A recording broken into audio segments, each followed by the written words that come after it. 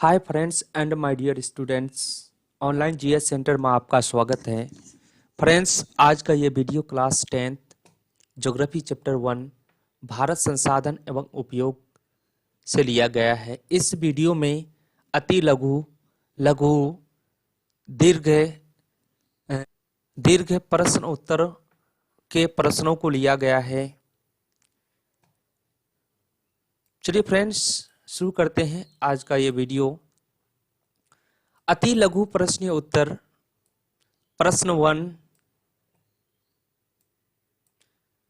संसाधन कितने प्रकार के होते हैं? उत्तर, संसाधन के 2 प्रकार होते हैं। क भौतिक, ख जैविक।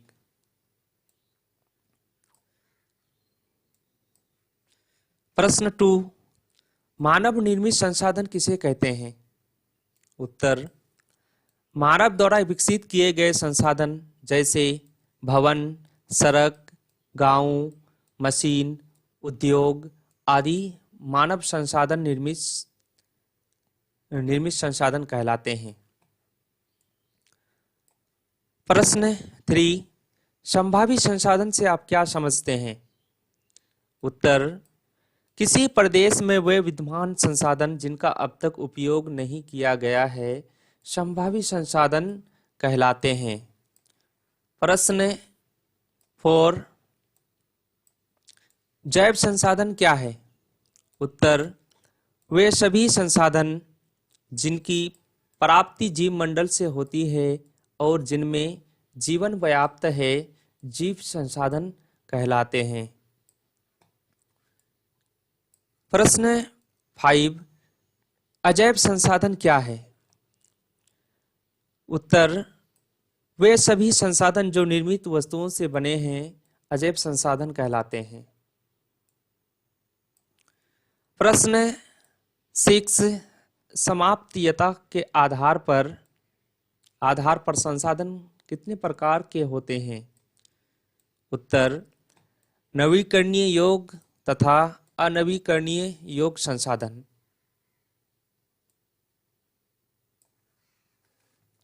प्रश्न 7, राष्ट्रीय संसाधन किसे कहते हैं? राष्ट्रीय संसाधन किसे कहते हैं?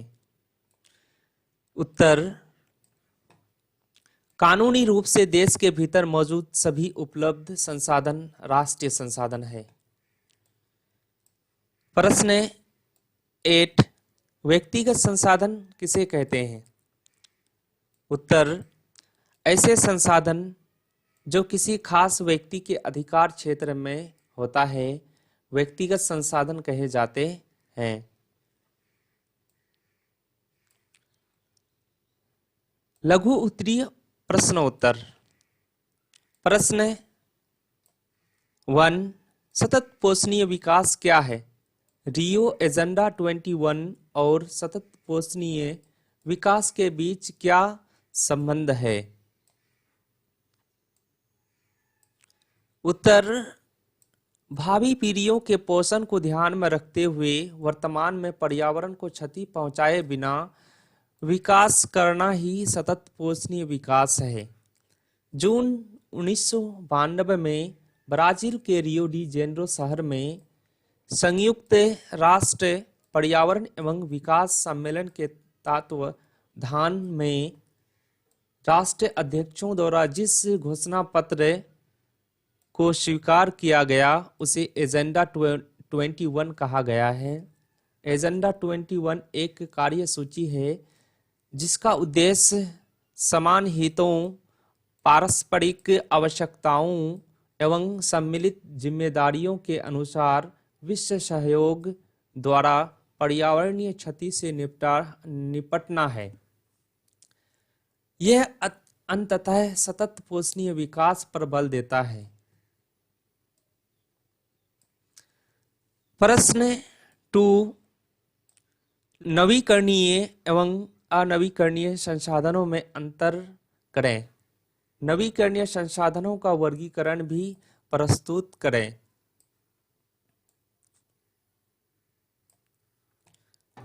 उत्तर, वातावरण के वे सभी पदार्थ जो प्राकृतिक रूप से होता है उपलब्ध होते रहते हैं नवीकरणीय संसाधन के रूप में जाने जाते हैं, जैसे सूर्य प्रकाश, हवा, पानी, पेड़ पौधे, पक्षी, जीव जंतु इत्यादि।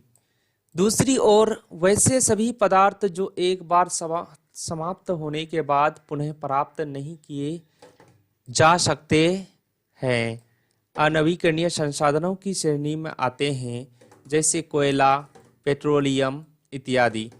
नवीकरणीय संसाधन दो प्रकार के होते हैं। वैसे नवीकरणीय संसाधन जो प्राकृतिक, भौतिक, रासायनिक अथवा जैविक प्रक्रियाओं द्वारा उत्पन्न होते हैं, उन्हें सतत उपलब्ध संसाधन कहा जाता है, जैसे पानी, जीव जंतु, वन इत्यादि।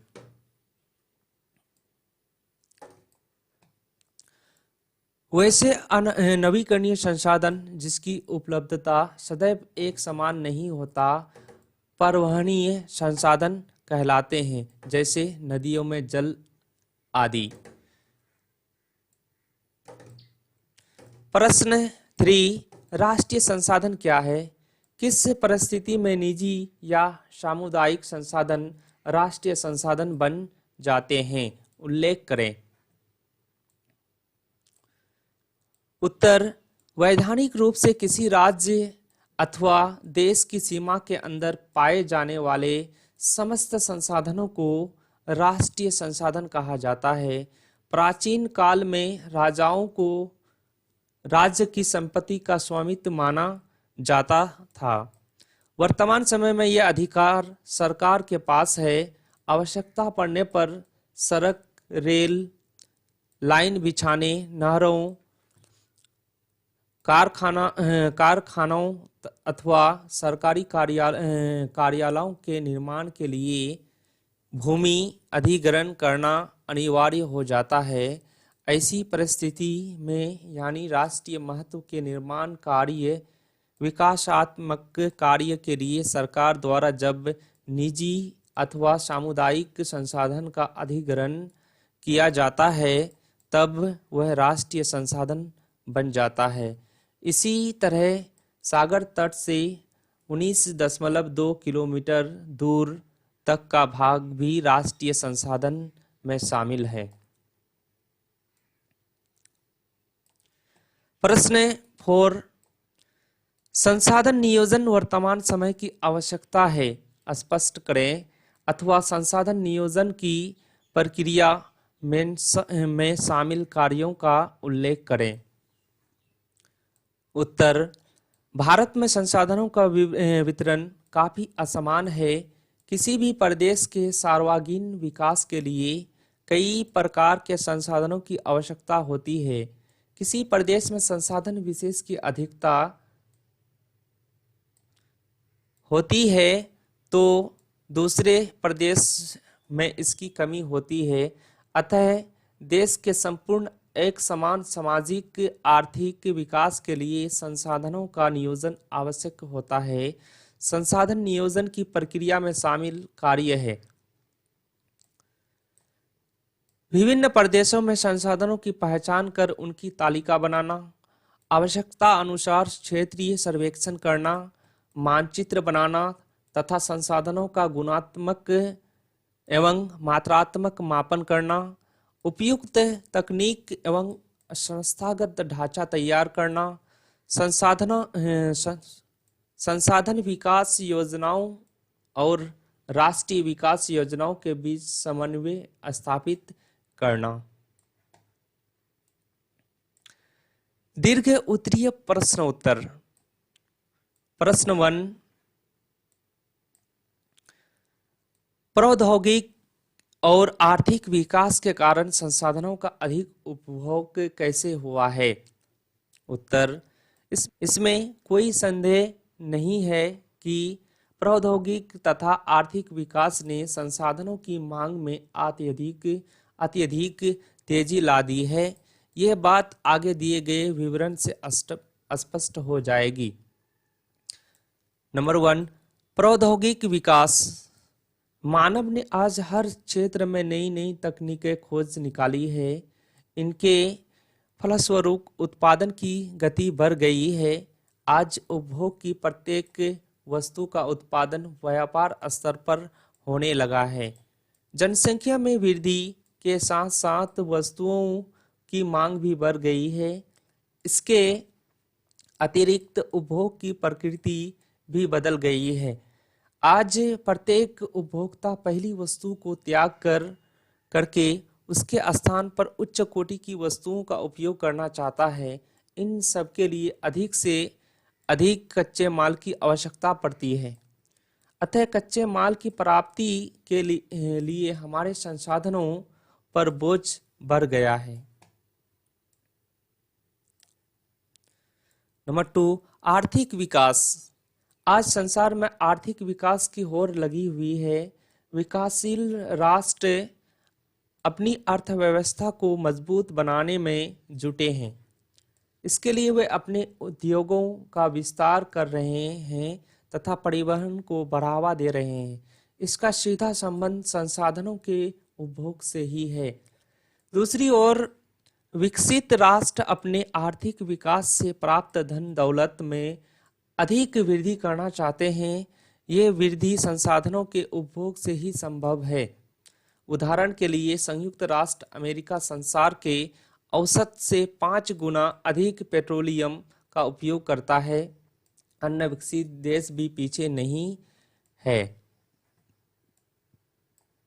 सच तो यह है कि प्रौद्योगिकी तथा आर्थिक विकास के अधिक से अधिक संसाधनों के उपभोग की जननी है। प्रश्न 2, स्वामित्व के आधार पर संसाधनों के प्रकार का वर्णन करें। उत्तर, स्वामित्व के आधार पर संसाधनों का वर्गीकरण निम्नांकित है। व्यक्तिगत संसाधन व्यक्तिगत स्वामित्व के अंतर्गत भूमि, मकान, बाग बगीचे। सामुदायिक स्वामित्व वाले संसाधन जैसे गांव की सम्मिलित भूमि, चारण भूमि, शमशान भूमि, तालाब आदि। सार्वजनिक पार्क, खेल का मैदान इत्यादि। राष्ट्रीय संसाधन राष्ट्रीय सीमाओं के अंतर्गत आने वाली सड़कें, नहरें, रेलवे लाइन, सारे खनिज पदार्थ, जल संसाधन, सरकारी भूमि तथा सरकारी भवन इत्यादि। अंतर्राष्ट्रीय संसाधन जैसे अंतर्राष्ट्रीय संस्थाओं द्वारा अधिकृत 200 किलोमीटर की दूरी से खुले महासागरीय संसाधन। प्रश्न 3, भारत में संसाधन नियोजन की प्रक्रिया को लिखें। उत्तर, संसाधन नियोजन एक जटिल प्रक्रिया है। इसके लिए आवश्यक क्रियाकलाप की आवश्यकता होती है। ये क्रियाकलाप संसाधन नियोजन के सोपान होते हैं। संसाधन नियोजन के सोपानों को निम्न भागों में बांटा जा सकता है। देश के विभिन्न प्रदेशों में संसाधनों की पहचान कराने के लिए सर्वेक्षण कराना, सर्वेक्षणोपरांत मानचित्र तैयार कराना एवं संसाधनों का गुणात्मक मात्रात्मक आधार पर आकलन करना। संसाधन विकास योजनाओं को मूर्त रूप देने के लिए उपयुक्त प्रौद्योगिकी, कौशल एवं संस्थागत नियोजन की रूपरेखा तैयार करना। राष्ट्रीय विकास योजना एवं संसाधन विकास योजनाओं के माध्यम समन्वय स्थापित करना। हमारे देश में स्वतंत्रता प्राप्ति के बाद से ही संसाधन नियोजन के लक्षित उद्देश्यों को हासिल करने का प्रयास किया जा रहा है। इस संदर्भ में भारत सरकार प्रथम पंचवर्षीय योजनाओं से ही प्रयासरत है।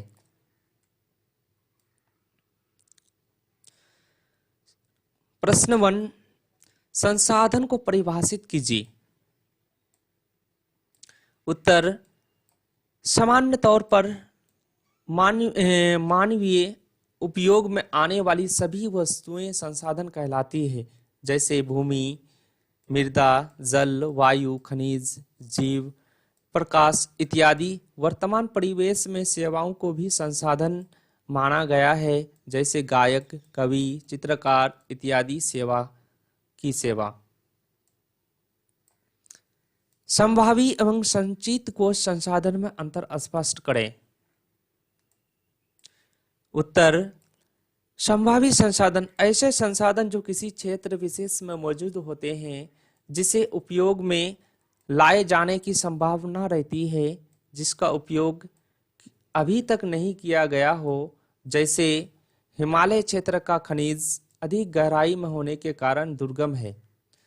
संचित कोश संसाधन वास्तव में ऐसे संसाधन भंडार के ही अंश है, जिसे उपलब्ध तकनीक के आधार पर प्रयोग में लाया जा सकता है, किंतु इनका उपयोग प्रारंभ में नहीं हुआ है। जैसे नदी का जल भविष्य में जल विद्युत के रूप में उपयोग हो सकता है। प्रश्न 3, संसाधन संरक्षण की उपयोगिता को लिखिए। उत्तर, संसाधन एवं संस्कृति के विकास में संसाधन की अहम भूमिका होती है, किंतु संसाधनों का अविवेकपूर्ण अतिशय उपयोग विविध सामाजिक, आर्थिक, सांस्कृतिक एवं पर्यावरणीय समस्याओं को जन्म देता है। इन समस्याओं के समाधान हेतु विभिन्न स्तरों पर संरक्षण की आवश्यकता होती है। प्रश्न 4, संसाधन निर्माण में तकनीक की क्या भूमिका है, स्पष्ट कीजिए। उत्तर, संसाधन निर्माण में तकनीक की भूमिका अत्यंत ही महत्वपूर्ण होती है, क्योंकि अनेक प्रकृति प्रदत्त वस्तु तब तक संसाधन का रूप नहीं लेती जब तक कि किसी विशेष तकनीक द्वारा उन्हें उपयोगी नहीं बनाया जाता। जैसे नदियों के बहते जल से पनबिजली उत्पन्न करना, बहती हुई वायु से पवन ऊर्जा उत्पन्न करना, भूगर्भ में उपस्थित खनिज अयस्कों का शोधन कर उपयोगी बनाना, इन सभी में अलग अलग तकनीकों की आवश्यकता होती है। दीर्घ उत्तरीय प्रश्न उत्तर। प्रश्न 1, संसाधन के विकास में सतत विकास की अवधारणा की व्याख्या कीजिए। उत्तर, संसाधन मनुष्य के जीविका का आधार है।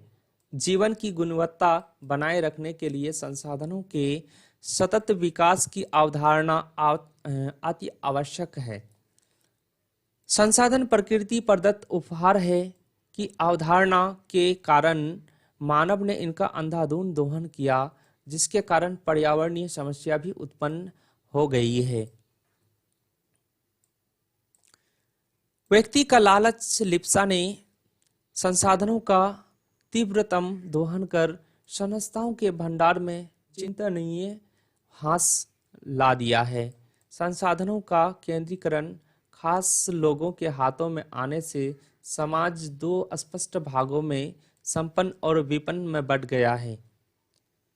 संपन्न लोगों द्वारा स्वार्थ के वशीभूत होकर संसाधनों का विवेकहीन दोहन किया गया, जिससे विश्व परिस्थितिकी में घोर संकट की स्थिति उत्पन्न हो गई, जैसे भूमंडलीय तापन, ओजोन अवक्षय, पर्यावरण प्रदूषण, अम्लीय वर्षा इत्यादि।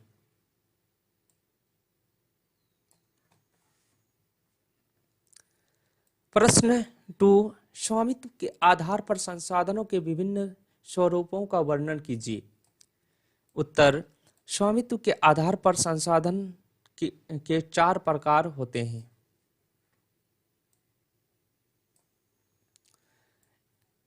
ए, व्यक्तिगत संसाधन।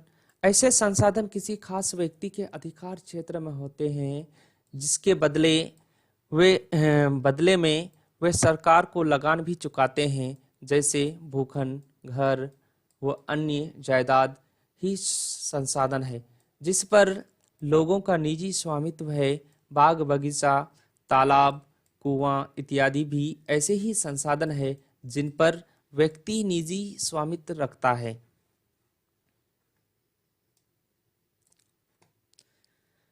बी सामुदायिक संसाधन, ऐसे संसाधन किसी खास समुदाय के आधिपत्य में होती है जिनका उपयोग समूह के लिए सुलभ होता है।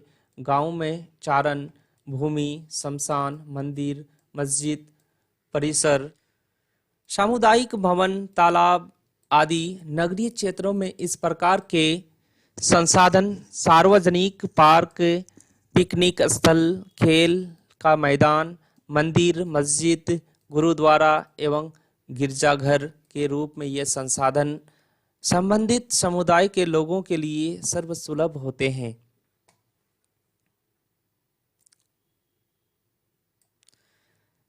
राष्ट्रीय संसाधन कानूनी तौर पर देश या राष्ट्र के अंतर्गत सभी उपलब्ध संसाधन राष्ट्रीय संसाधन है। देश की सरकार को वैधानिक है कि वे व्यक्तिगत संसाधनों का अधिग्रहण कर आम जनता के हित में कर सकती है। डी अंतर्राष्ट्रीय संसाधन, ऐसे संसाधनों का नियंत्रण अंतर्राष्ट्रीय संस्था करती है। तट रेखा से 200 नॉटिकल माइल दूरी छोड़कर खुले महासागरीय संसाधनों पर किसी देश का आधिपत्य नहीं होता है। ऐसे संसाधनों का उपयोग अंतर्राष्ट्रीय संस्थाओं की सहमति से किसी राष्ट्र द्वारा किया जा सकता है।